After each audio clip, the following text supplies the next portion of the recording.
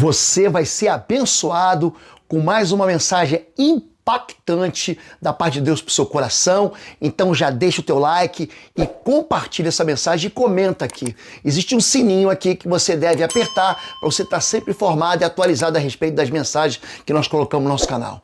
No mês de outubro é o mês que nós iniciamos a primavera e nós temos um desconto extraordinário e imperdível para você que quer fazer os cursos da nossa plataforma cursos.pastorlobo.com. Então digita a palavra Primavera Êxodos, tudo junto, e você vai aproveitar os descontos, que você vai ser abençoado na nossa plataforma de ensino à distância. Deus te abençoe.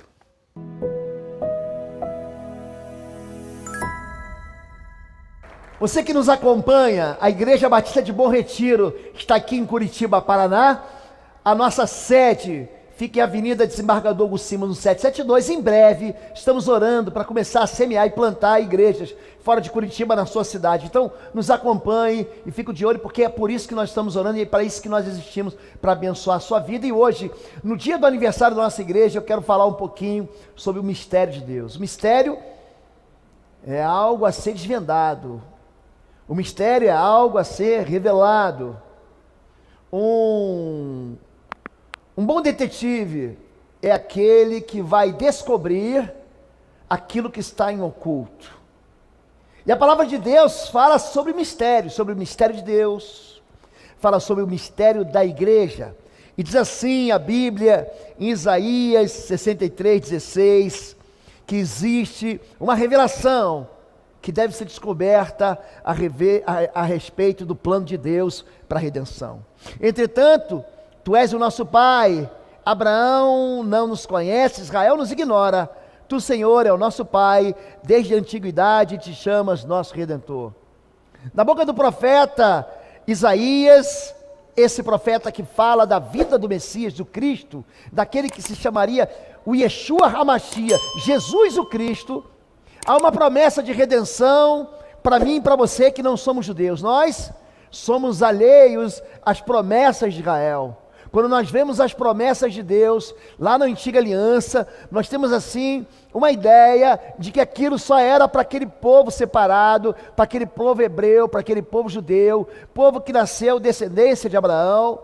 Mas o que Isaías está dizendo é que desde a antiguidade, desde o princípio, havia um plano de Deus de redimir toda a humanidade, não só Israel como nação, mas a mim e a você também, que faz parte da igreja do Senhor Jesus.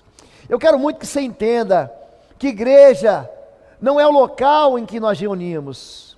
Igrejas são pessoas que se reúnem no local. Jesus diz, quando 2 ou 3 se reúnem em meu nome, eu estou ali. Quando Jesus se encontra com aquela mulher samaritana em João capítulo 4, ela estava muito preocupada com relação ao local onde deveria adorar. Será que é aqui em Gerezim? Será que é ali em Jerusalém? E Jesus diz, chegou o tempo, e o tempo é agora, em que os verdadeiros adoradores o adorarão em espírito e em verdade. Vocês adoram o que não conhecem, nós adoramos o que nós conhecemos, porque a salvação vem dos judeus. De fato, a redenção vem de judeus. É por isso que Jesus nasce judeu.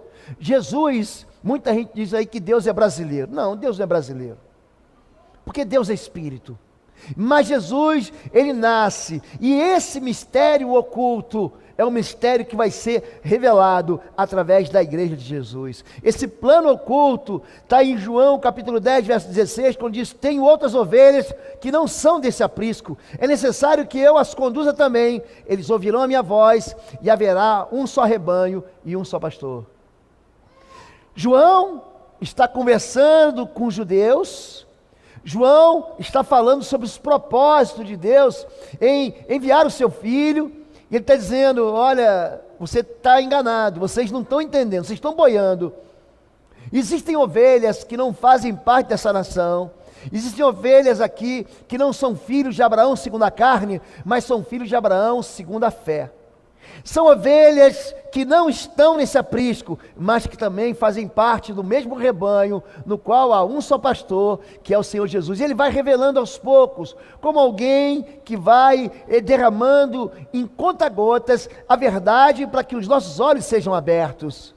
O mistério revelado está em Colossenses 1,26, que diz: essa mensagem foi mantida em segredo por séculos e gerações, mas agora foi revelada ao seu povo santo, pois Deus queria que eles soubessem que as riquezas gloriosas desse segredo também são para vocês, os gentios. E o segredo é este: Cristo está em vocês, o que lhes dá a confiante esperança de participar da sua glória. Nós cantamos canções com Colossenses 1,26. Cristo, esperança da glória, o mistério revelado. Qual o mistério revelado? É que Deus estabeleceu o seu trono dentro de você e dentro de mim. Quando você olhar para você, não imagine que você não é ninguém, não imagine que você é alguém que pode ser descartado ou desprezado, porque você é o palácio de Deus. O nosso Deus é rei, e você é a casa de Deus, você é a morada de Deus. 1 João 4,4 diz que você é santuário de Deus, que habita em vós. A Bíblia está dizendo que eu e você somos um lugar onde o rei toma lugar e habita. Deus, ele habita dentro de nós, e é isso que Colossenses está dizendo, que esse mistério revelado é Cristo em nós. A igreja, então, é um mistério que ficou oculto há muito tempo, e quando Jesus ele fala sobre a igreja, ele compara a igreja a uma mulher que é amada. Quando você se casa porque você está loucamente apaixonado, pelo menos eu sou assim, né? Pela sua esposa, e fala assim: eu não quero mais desgrudar dela, não quero mais largar ela, eu quero fazer uma aliança para sempre com aquela que eu escolhi como amada. E é isso que o apóstolo Paulo, ungido, inspirado pelo Espírito Santo, vai falar a respeito do casamento, e vai ligar ao mistério do casamento, ao amor que Deus tem pela sua igreja, ao amor que Deus tem pela Igreja Batista de Bom Retiro, como um pedaço do reino dos céus aqui na terra. É só um passarinho. Vós, maridos, amai vossas mulheres. Como? Como que eu devo amar? Como também Cristo amou a igreja, e a si mesmo se entregou por ela, para santificar, purificando-a com a lavagem da água pela palavra, para apresentar a si mesmo igreja gloriosa, sem mácula, nem ruga, nem coisa semelhante, mas santa e irrepreensível, porque somos membros do seu corpo, da sua carne e dos seus ossos. Por isso, deixará o homem seu pai e sua mãe, se unirá à mulher, e serão os dois uma só carne. Grande é esse mistério, digo porém em respeito de Cristo e da igreja. O que ele está dizendo é que, assim como Deus enviou seu Filho Jesus, ele deixa o Pai, ele deixa a glória do Pai, e ele se faz carne, ou seja, ele se faz semente dentro do ventre de uma virgem chamada Maria de Nazaré.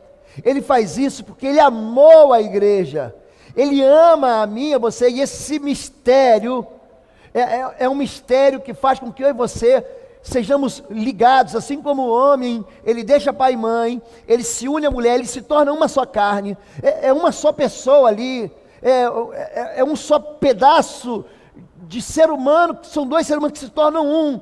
Ele está dizendo a mesma coisa aqui. Esses dias eu estava conversando com o pastor Igor, nosso pastor de jovens.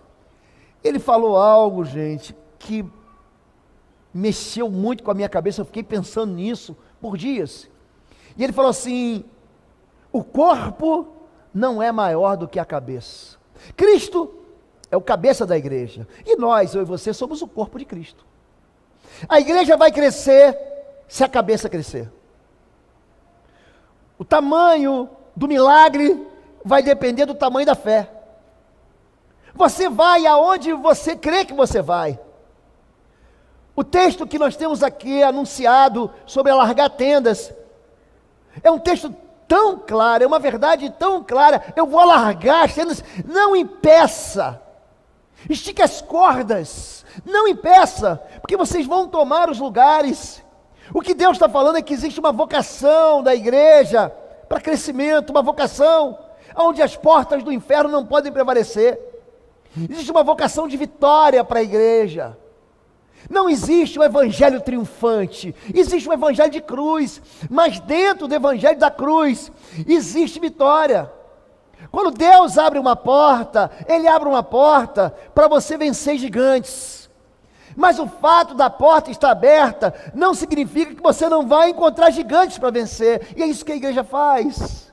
Nós somos um corpo que vai crescer à medida com que a nossa cabeça crescer. Tem muita gente que fica aprisionada em vidas mesquinhas, em vidas pequenas e pequenininhas, porque quer ficar ali ou porque não consegue crer que pode crescer. Nós podemos ir aonde a gente sonhar ir. O coração que Deus deu para mim e para você é um coração de sonhos.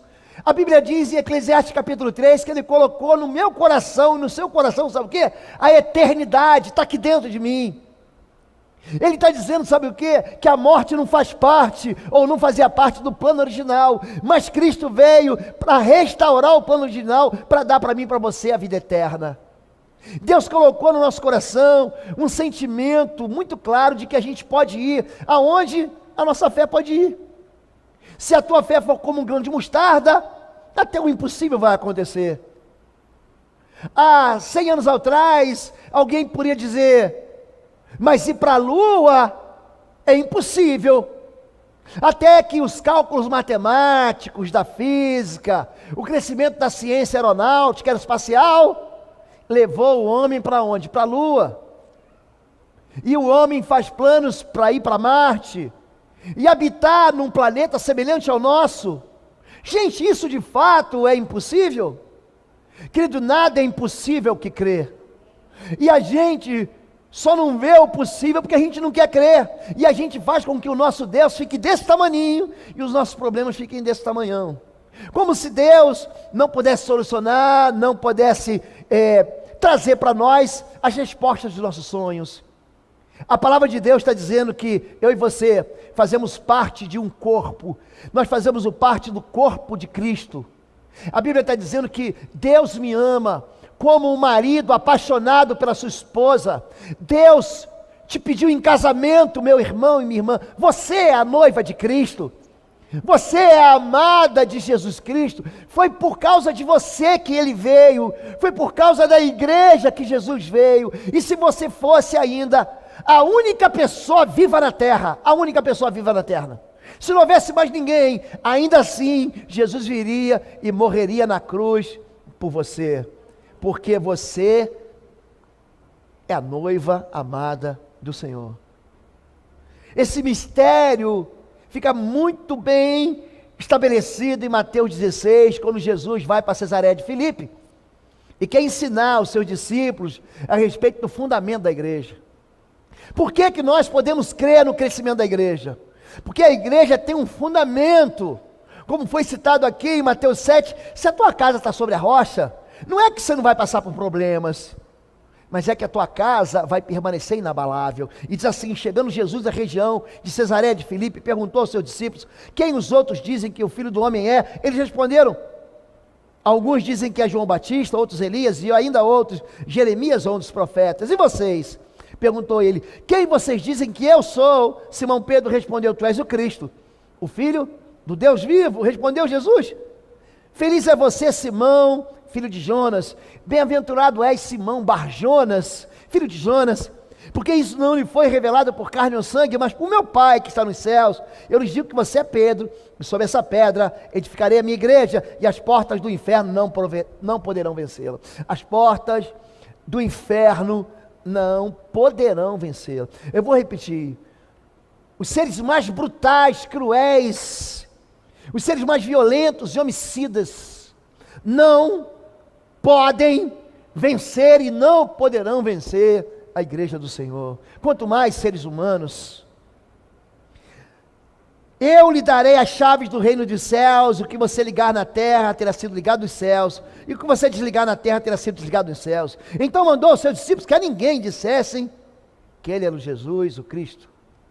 A igreja está fundamentada numa verdade a respeito da identidade de Jesus. Você sabe a identidade de Jesus? Eu cito aqui para vocês toda hora que Jesus é o pão da vida, Ele é o caminho, a verdade e a vida, Ele é a videira verdadeira, Ele é a ressurreição e a vida. Jesus é o Cristo, aquele que havia de vir.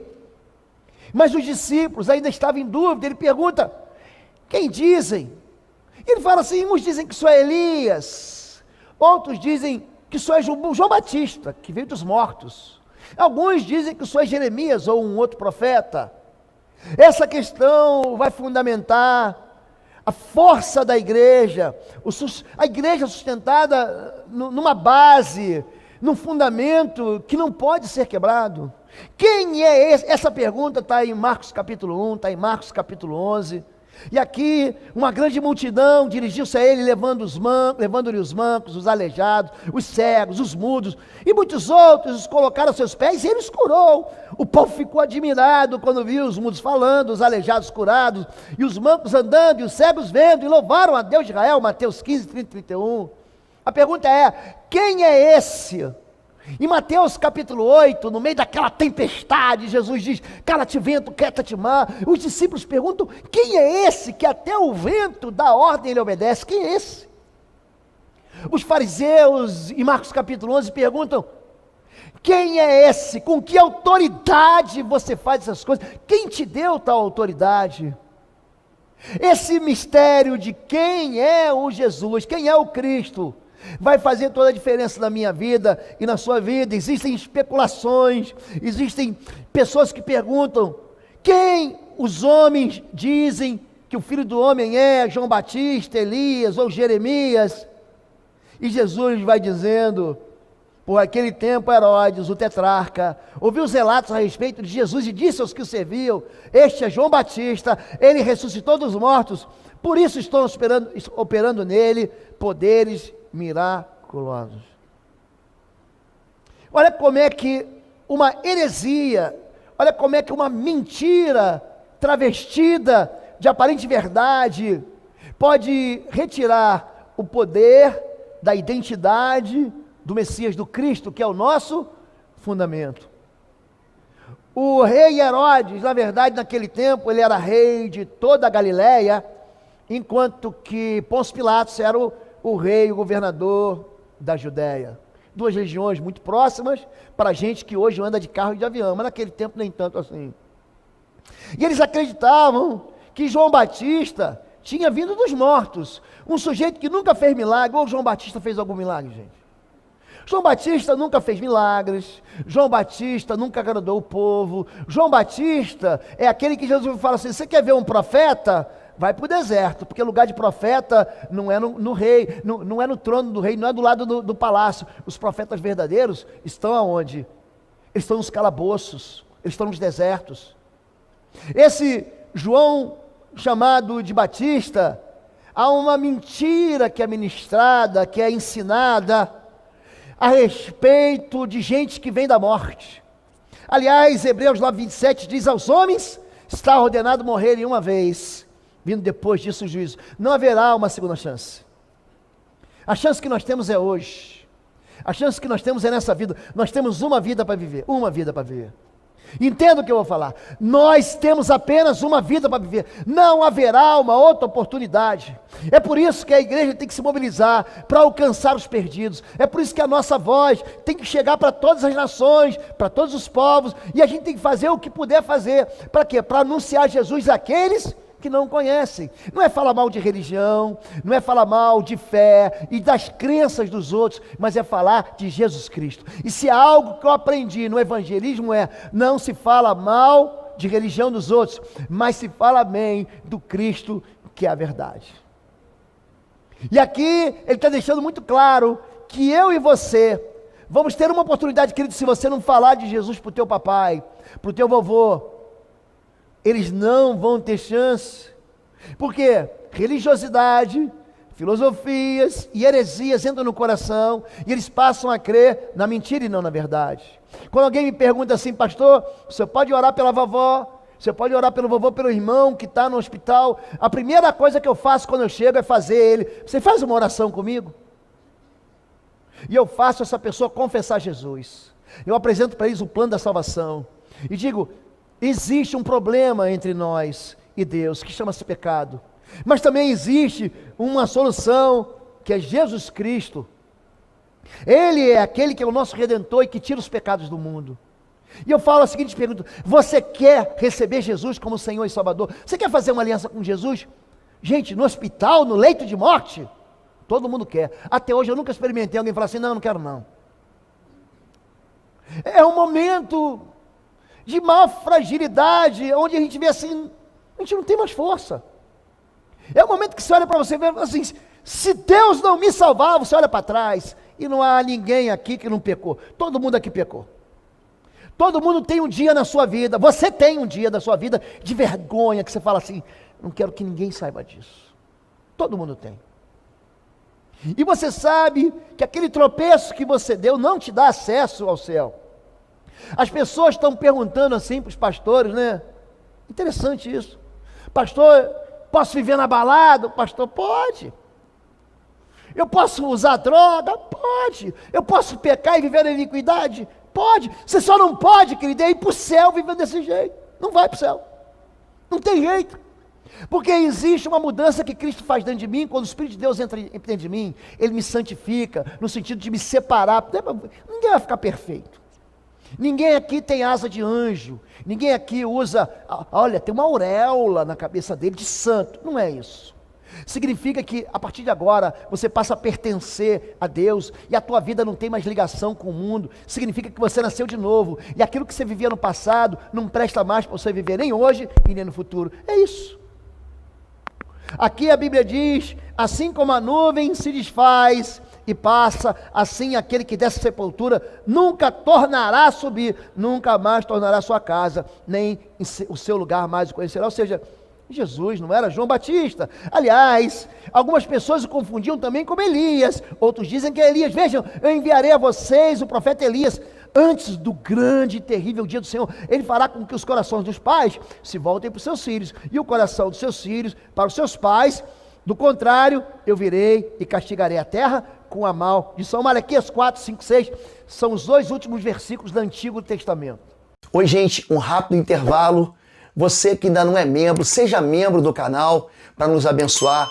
Dá um like, compartilha. E se você quer crescer em libertação e batalha espiritual, vai lá na nossa loja www.institutoexodo.com. Os nossos livros estão lá, que vão fazer você crescer nessa área e se tornar um valente na batalha. Deus te abençoe. Se você abrir o Antigo Testamento, o final do Antigo Testamento, entre aquela página fina da tua Bíblia, aquele papelzinho de seda que separa o Antigo do Novo, está ali, esse é o último versículo. E Deus está falando assim: eu vou mandar Elias.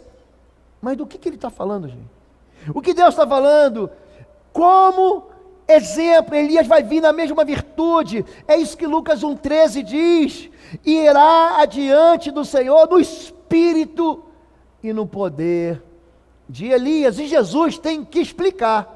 Ele tem que dizer que essas interpretações são confusas e não dizem respeito à verdade. É por isso que Jesus diz: os discípulos lhe perguntaram, olha que até discípulos de Jesus, gente que era um em carne com Jesus, estava do lado dele, não entendia isso. E Jesus tem que explicar, como que ele diz: você quer que eu desenhe?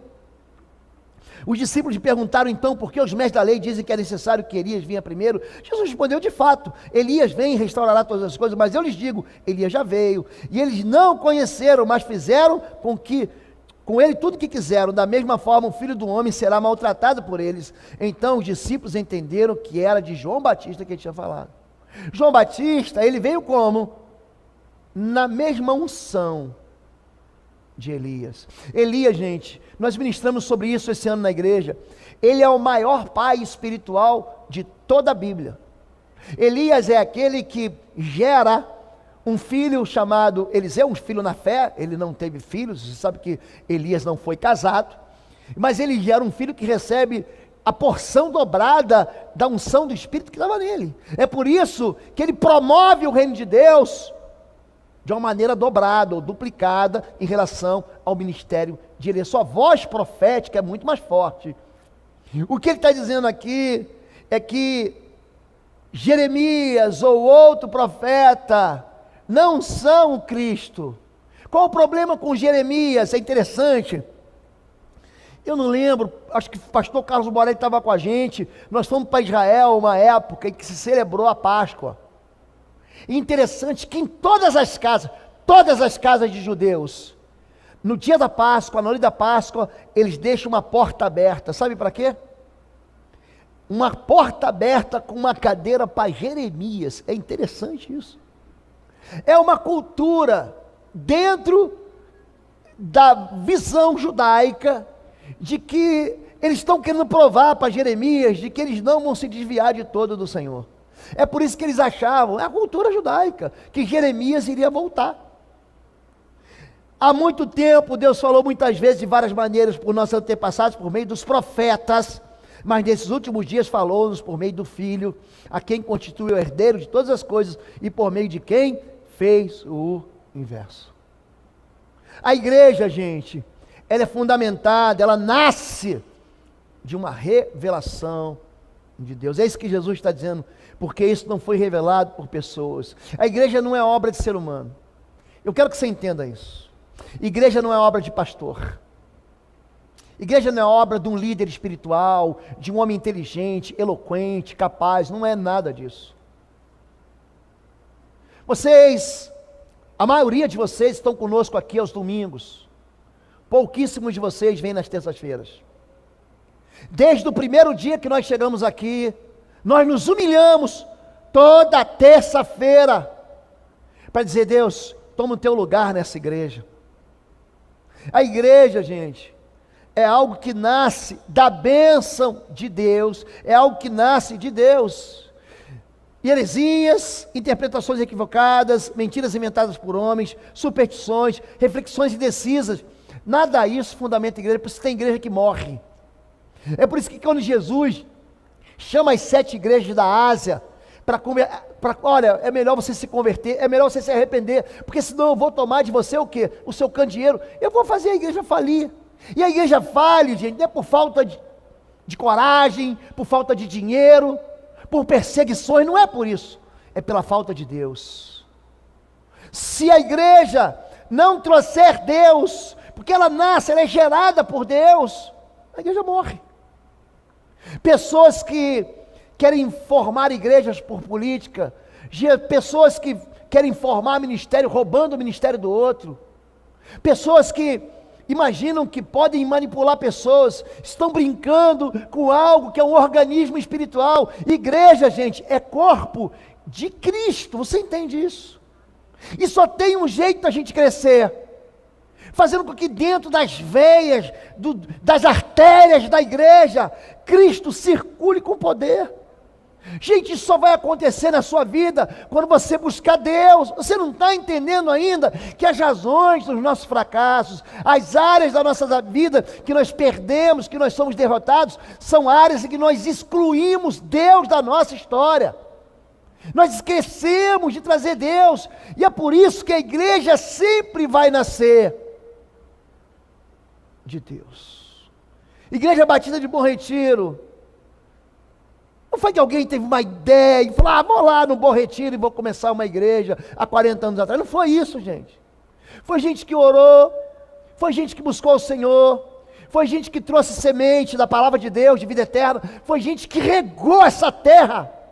Vocês não estão entendendo, gente. Se a gente cresce hoje, entendam isso, é porque ontem alguém semeou e regou nisso aqui. Um planta, o outro rega. Gente, quem dá crescimento para a igreja? Hein, gente? É pastor aleluiado, gente? Isso é uma tolice, gente. Isso é uma infantilidade, uma cegueira gospel. Quem dá crescimento é Deus. A gente tem exemplos de pastores altamente capacitados. A gente tem pessoas que têm uma cabeça teológica tão bem, são palavras assim: meu Deus, esse homem tem um conhecimento. Mas se você não buscar Deus, é só carne. São pessoas que têm capacidade de liderança, que falam assim: vem, e todo mundo vai, mas é carne. Daqui a 1, 2, 3 anos, aquilo se desfaz, aquilo se desfarela. Sabe por quê? Porque a igreja tem que nascer da semente do Senhor, da revelação de Deus, a revelação do Cordeiro. Gente, o livro do Apocalipse dá algo lindo para a gente. Então olhei, e ouvi a voz de muitos anjos, milhares de milhares e milhões de milhões. Eles rodeavam o trono, bem como seres viventes, os anciãos, e cantavam em alta voz: digno é o Cordeiro que foi morto, de receber poder, riqueza, sabedoria, força, honra, glória e louvor. Depois ouvi todas as criaturas existentes no céu, na terra, debaixo da terra e no mar, tudo que neles há, que diziam: aquele que está sentado no trono é o Cordeiro, seja o louvor, a honra, a glória e o poder para todo sempre. Por que a igreja de Deus glorifica o Cordeiro? Porque é o Cordeiro, é Jesus, o Cordeiro de Deus, que tira os pecados do mundo, que gera, que faz nascer a igreja dentro de nós. Igreja que não glorifica, vidas que não glorificam a Jesus, são vidas que vão andar para trás, são igrejas que preferem falar da sua própria igreja, das suas próprias virtudes, em vez de falar das riquezas da glória de Cristo. O mistério do livro do Apocalipse, já que estamos falando de mistério de Deus, ele retrata o triunfo de Jesus e da igreja. Gente, o livro do Apocalipse, Jesus é retratado não como o cordeiro que foi entregue aos seus tosqueadores, de Isaías 53, não como o servo sofredor, de Salmo 22, Eli, Eli, lama sabactani, Deus meu, por que me abandonaste? Porque agradou o Senhor moê-lo. No livro do Apocalipse, Jesus é o leão da tribo de Judá, aquele que venceu, aquele que é digno de abrir os selos, é aquele que vence. Jesus Cristo, no livro do Apocalipse, é aquele que vence, mas vence com a sua igreja. Esse mistério dá certeza que Jesus tem total controle da história, que as portas do inferno, as perseguições do mundo, os ataques malignos não podem resistir à autoridade que Deus deu para mim e para você, não solitários, mas quando nós nos reunimos em igreja. Esse esforço que a gente tem tido durante toda a pandemia é para não perder ninguém, é para que não deixe ninguém. Eu falei que os pastores todos têm que ser pastoreados. Um pastor sozinho não consegue pastorear todo mundo, então nós precisamos que os pastores pastoreiem juntos. Todos precisam ser pastoreados, e é por isso que nós levantamos o que? Líderes de células. É por isso que nós multiplicamos o que? Líderes de células. É por isso que nós estabelecemos ministérios de infantil, o Tom Jim Kids, dos QAs, dos quase adolescentes, dos jovens, dos casais novos, dos casais maduros e da terceira idade, o ministério dos seminovos, porque todos precisam ser pastoreados. Nós estamos aqui para cuidar de vocês. O pastorado não é um serviço de glória, não é. Mesmo porque serviço é ministério de quem desce escada e não de quem sobe pedestal. O verdadeiro pastor precisa se humilhar, precisa. O nosso papel aqui não é de governança, o nosso papel aqui é de direção. Pastor tem que buscar a ovelha perdida. Tem ovelha que quer se perder. Eu não quero, pastor, eu quero me perder. Tem ovelha que você vai buscar 1, 2, 30 vezes. Agora, tem ovelhas que são mais dóceis e tem ovelhas que mordem a gente. É por isso que existe maturidade ministerial. É por isso quando a gente fala sobre maturidade, eu falo de você aguentar, chorar com os que choram e também se alegrar com os que se alegram. Oferece uma garantia de que todos os inimigos serão vencidos e enfrentarão o juízo de Deus. Olha para mim. Aliás, esse olha para mim virou meme, né, gente? Os meninos do Ministério de Adoles aí, eu acho que foi o Mateuzinho, o Thiago Camilo, não sei, fez um meme assim, olha para mim. É só maneira de eu dizer para você, preste atenção nisso. Deus não vai deixar barato. Eu vou repetir, Deus não vai deixar barato. Deus estende sua misericórdia de geração em geração. Nosso Deus é perdoador. Ele quer separar o pecado de nós como o Oriente dista do Ocidente, mas não fique pensando que as injustiças que você sofre, que as perseguições que você sofre, que os inimigos que te odeiam porque você é cristão, não imagine que isso está passando, Deus está dando uma de Deus bonachão que não está vendo, Ele está vendo. E o livro do Apocalipse, que revela a vitória da igreja, fala sobre isso, que a igreja e os crentes desfrutarão de delícias eternas. Número 2, você precisa entender que a igreja tem dono. Pastor não é dono de igreja, não é. A liderança não é dono da igreja.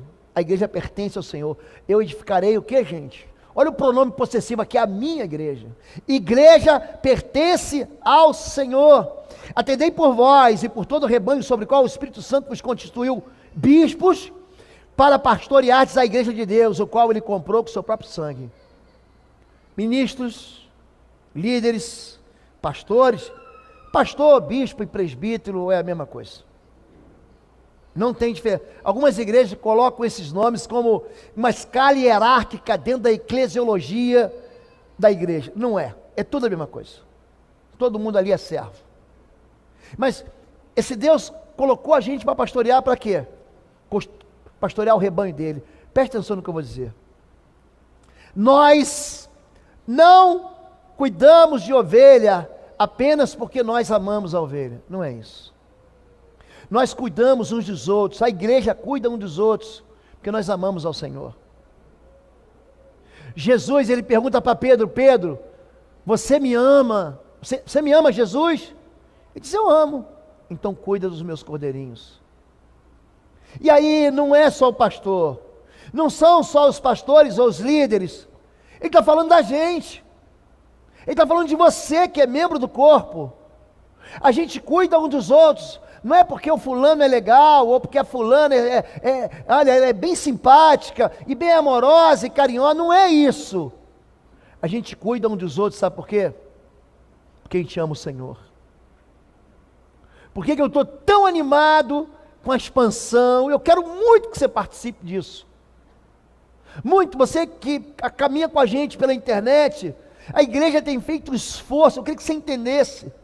Todos os dias dessa pandemia, você teve uma palavra para alimentar o teu coração, seja na segunda-feira com o pastor de famílias Queco, seja na terça-feira com o ministério CR, seja na quarta-feira com o Quarta Fire, seja na quinta-feira com o teu legal do pastor Ala, seja na sexta-feira com Família da Fé, com o pastor Marcos, seja no sábado com os jovens, seja no domingo os 2 cultos. Por que a gente faz isso? Porque a gente se importa com você. A gente sabe que você está longe. E a gente sabe que vocês que estiveram longe, que agora estão voltando para a igreja, que esse medo da pandemia foi embora, vocês têm pastores que cuidam de você.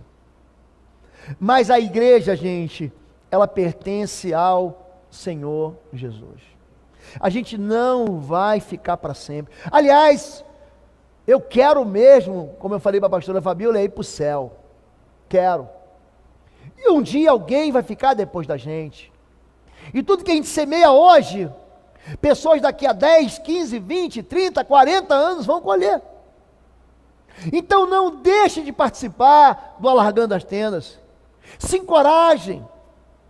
Coloque Deus, assim como o serviço a Deus, a adoração a Deus, o sacrifício a Deus, em primeiro lugar na sua vida. Porque se você buscar o reino de Deus, sua justiça, em primeiro lugar, todas aquelas coisas serão acrescentadas na sua vida. A igreja, ela está fundamentada, sabe em quê, gente? Em Cristo Jesus. Sobre esta pedra edificarei a minha igreja. Esse texto de Mateus 16 causa confusão até mesmo entre crentes. Tem gente que pensa assim: não é Pedro. Não é Pedro. Aqui tem uma jogada de palavras. Eu aprendi grego, fiz 2 anos de grego, mas esqueci tudo. Tem uma frase que eu lembro em grego, que é a única, e umas canções que eu aprendi quando eu vou para Israel. Uma delas é Jesus Christos Theos Iosoter, que significa Jesus, Filho de Deus, Salvador. Pronto, isso é grego. Aprendeu grego? Mas aqui no grego, rocha e pedra faz toda a diferença. Pedro, você é pedra. E sobre essa rocha, sobre essa palavra que você acabou de dizer, que eu sou o Cristo, essa é a rocha, eu vou edificar a minha igreja. A identidade de Jesus é a fortaleza do fundamento, do crescimento e da permanência de uma igreja saudável. Eu fiz uma tradução minha aqui, que diz o seguinte: Pedro, você é uma pequena pedra, mas eu edificarei a minha igreja na rocha sólida da verdade que você acabou de confessar. Cristo é a rocha? Vamos perguntar para a Bíblia, 1 Coríntios 3,11, porque ninguém pode lançar outro fundamento, estou falando de fundamento que foi posto, o qual é Jesus Cristo. Efésios 2:20, edificado sobre o fundamento dos apóstolos e profetas, sendo ele mesmo, Jesus Cristo, a pedra angular, ou seja, a pedra fundamental. Mateus 21:42, a pedra que os construtores rejeitaram, essa veio a ser a principal pedra angular. Você ainda duvida que Jesus é o fundamento da igreja? Então vamos perguntar para o Pedrão: Pedro, quem é a rocha do fundamento da igreja? E chegando-vos para ele, é Pedro, 1 Pedro, capítulo 2, 4-6. A pedra que vive, está falando de Jesus, rejeitada assim pelos homens, mas para como Deus, eleita e preciosa. Também vós mesmos, como pedras vivas, sois edificados casa espiritual. Está falando que nós somos a casa de Deus, para ser de sacerdócio santo, a fim de oferecer sacrifícios espirituais agradáveis a Deus, por intermédio de Jesus Cristo. Por isso, está na Escritura: eis que põe em Sião uma pedra angular, eleita e preciosa. Quem nela crer não será de modo algum envergonhado. Igreja firme, igreja que é firme na rocha, é uma igreja fundamentada na verdade de que Jesus é o Cristo, de que Ele é o Yeshua, Hamashia, Ele é o Messias, Ele é o ungido de Deus, é aquele que Deus prometeu, é aquele que haveria de vir. E por último, a igreja é a que detém a autoridade de Deus na terra, e as portas do inferno não poderão vencê-la. E Apocalipse 17:14 diz: guerrearão contra o Cordeiro. Não vai ter moleza não, gente. Mas o Cordeiro os vencerá, pois é Senhor dos senhores e o Rei dos reis, e vencerão com eles cada um de nós, os chamados, escolhidos e fiéis. A Igreja Batista de Bom Retiro tem um chamado para vencer. Nós temos um chamado para expandir o reino, para ser um sinal de Cristo aqui na terra. Por aquela porta, pastor Marco pediu assim: pastor, cuidado quando você ora essas coisas. Por aquela porta vão entrar doentes, feridos, abandonados, divorciados, destruídos, herpéticos, soropositivos, aleijados, cegos, conservadores, liberais, gente que teve a oportunidade da vida, gente que não teve oportunidade nenhuma, gente que está empregado, gente que não tem emprego, gente que vive de subemprego e gente que nunca vai ter emprego. Por ali vão entrar pessoas buscando a única esperança, que é Jesus. Jesus é o mistério de Deus, esperança da glória. Sabe quem que vai cuidar dessas pessoas? Talvez hoje não seja o tempo para você. Fala: pastor, eu sou esse aí.